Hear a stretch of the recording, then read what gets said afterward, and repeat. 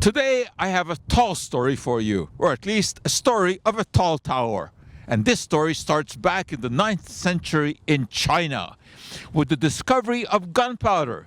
An accidental discovery. The Chinese were looking for the elixir of life, something that would make them live forever. And accidentally they found that a mixture of sulfur, charcoal, and saltpeter burned easily. Well, before long, they were packing it into bamboo tubes, stuffing something into it, and shooting it out. The first gun. But then, in the Middle Ages, they were already able to cast metal. So they were making cannons, putting lead balls into them. And pretty soon, the shotgun was introduced. But the question was, how do you make the shot that goes into the shotgun? Lead was known since ancient times. The ancient Greeks, the ancient Romans used the lead. They were able to smelt it easily and melt it down, pour into molds. But pouring into molds to make tiny little pellets of lead was very laborious.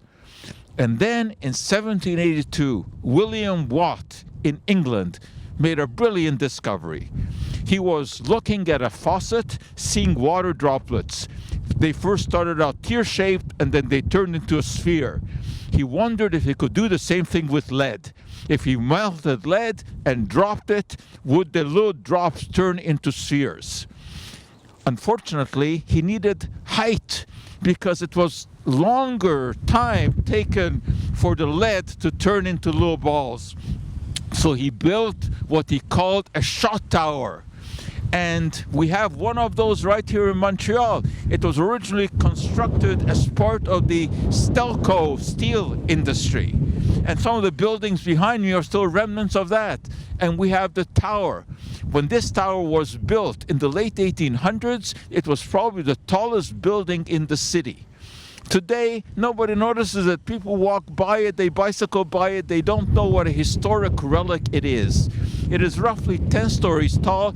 They melted lead at the top, poured it through a copper sieve, it dropped to the bottom into a tub of water, and presto, you had lead shot.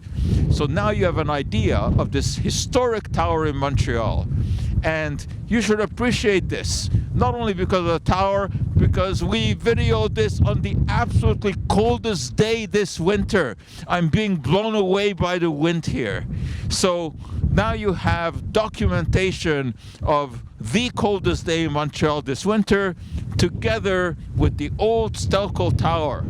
If you are in Montreal, come down and visit, but not today. And now you have the whole story, lock, stock, and barrel.